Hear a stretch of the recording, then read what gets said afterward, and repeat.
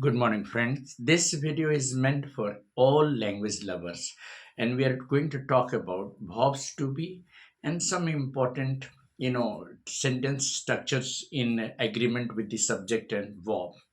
Friends, to talk and to speak and to write good English, it is very important to understand some, linking verbs or some helping verbs.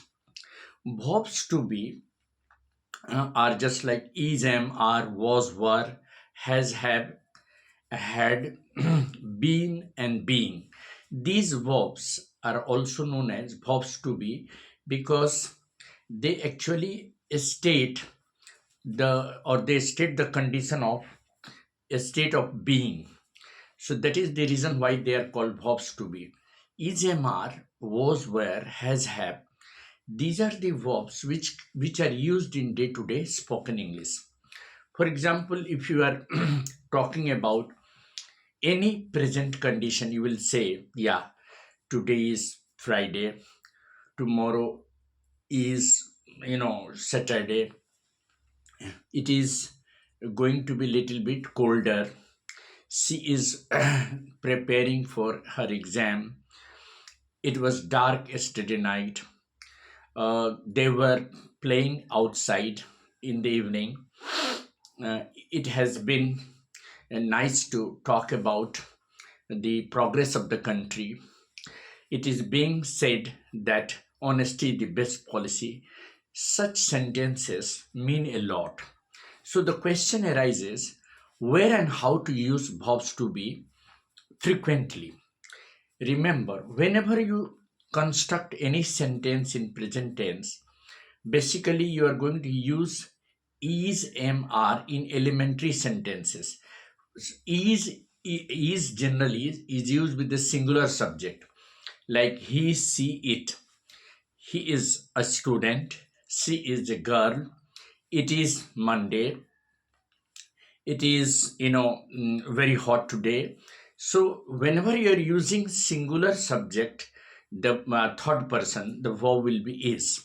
But when you are using plural subject, like we, you, they, boys, girls, the boys are planning to go for a picnic, the girls are preparing for the exams, the people are talking about the formation of government in the three states where the BJP has won.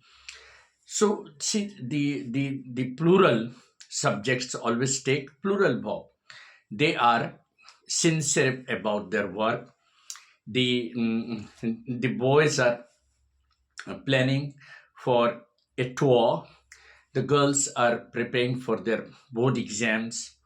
Boys and girls both are serious about their preparations. The people are talking about the progress of the country.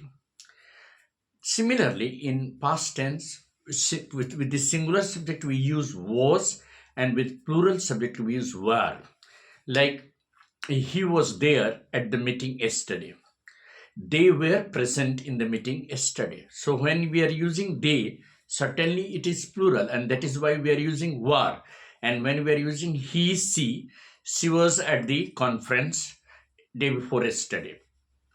It was a hot discussion yesterday. So when we are using a singular subject in past tense, we are using was, and when we are using a plural subject in past tense, we are using were.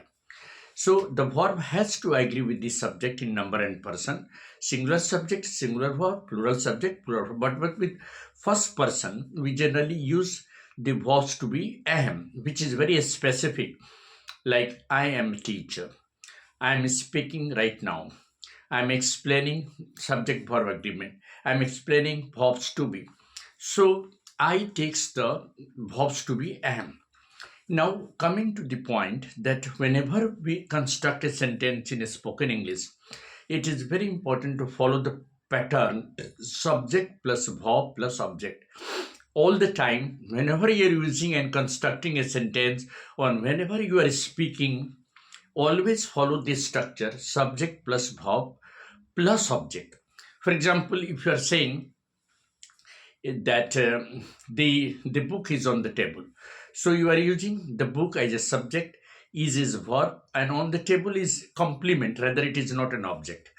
He he is talking right now. Now he is the subject, is the verb, and talking of course is continuous form of the talk, and he is talking right now. She is giving him food. She is giving him milk. So she is the subject, is giving is the verb, continuous present, and him is the indirect object, and milk is the direct object. There are two types of object. Things are generally considered as direct object, and persons are known as indirect objects. Like she helps him, or she teaches English. She teaches him English. So here she is the subject, teaches is the verb, and him is the indirect object, and English is the direct object. So generally things are direct object. Now coming to the point, when we are talking and whenever we are constructing a sentence, we have to keep in mind that we have to always keep in agreement subject verb. That means a verb agreed with the subject in number and person, and the exception is that only first person. First person generally we use plural verb, like I have been here for an hour. We have been here for an hour. So I actually first person singular takes have in the be form, like I have been talking about this. The plural of I is we have been talking about this. So what happens that when you're using a singular subject in third person, the verb will be singular. When you're using a plural subject, the verb will be plural. For example, he and his brother are studying in the same class. Why I'm using are? Because he and his brother are two persons, and therefore the verb has to be plural. So are. He and his brother are studying in the same class. Similarly, you can see that time and tide wait for none. Time is one thing, tide is another, and therefore I'm using singular plural subject, plural verb. Wait, wit. When I'll put s, it will become singular. So in verb, if you put s or yes, it will become singular. So time and tide wait for none. Similarly, what happens that sometimes the two subjects give a single sense, and then the verb has to be singular, like bread and butter is my favorite breakfast. Why I'm using is with bread and butter? Because it gives a single sense. Bread and butter are not to be considered separately. You can't eat butter without bread. Therefore bread and butter is a single food, and therefore it gives a single sense, and therefore we can say bread and butter is my favorite breakfast. In the similar manner, and you can say that rice and curry is his favorite lunch. Rice and curry together gives a single sense, and that is the reason why we are using singular verb. Similarly, slow and steady wins the race. Slow and steady wins the race. Here we are taking slow and steady as a single sense, and that's why we are using the verb singular. Slow and steady wins the race. Singular verb because the sense is singular. So even when two subjects are connected together, but if they give a single sense, we will be using singular verb. But if two subjects are connected together and if they give a plural sense, the verb will be plural. For example, Ranjan and Mohan are two brothers, or they are brothers. Ranjan and Mohan are brothers. Monday and Tuesday are two first days of the week. He and she both are in the same class. He and his friend are in the same class. We are using he and his friend are because are we are using in the sense that the subjects are plural.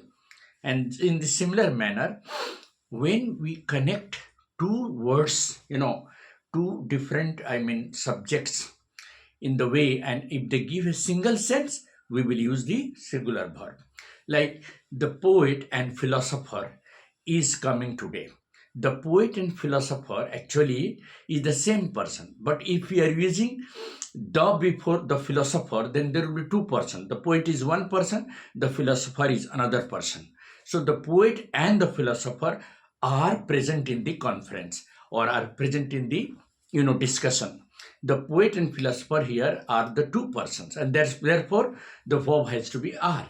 Otherwise, if you are using article only with the first subject, then the person will be the same one.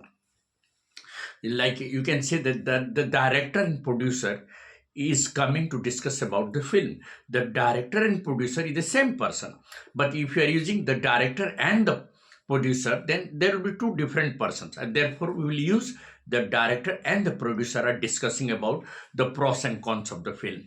Then there will be ah. Similarly, the horse and the horse and the cart, the horse and the cart are two different things, and therefore there will be are.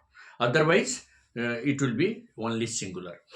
In the similar sense, what happens that when you're using one of, like one of, then the noun will be plural, but the verb will be singular. One of his friends has succeeded in the exam. One of his friends has become an officer. One of his brothers has become an officer. We are using singular subject because one is actually singular. So even if we are using one of his friends, actually we are not seeing that one, we are seeing one that is singular. So the noun has to be plural, but the verb will be singular. One of his friends has come. The noun is plural, but the verb is singular. Each and every always gives a singular sense. Each boy and each girl was present in the class. You will not say each boy and each girl were present. We will say each boy and each girl was present in the class. Every father and every mother was there in the parents meeting. Every father and every mother was there in the parents meeting. Actually, in the single sense, each and every always stands for singular subject.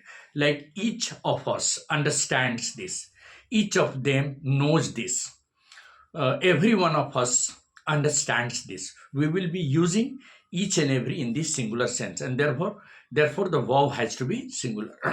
So that is what. So today we discussed about verb to be and subject verb agreement in the basic form. We'll continue discussing about subject verb agreement in the next class. Thank you. Have a nice day.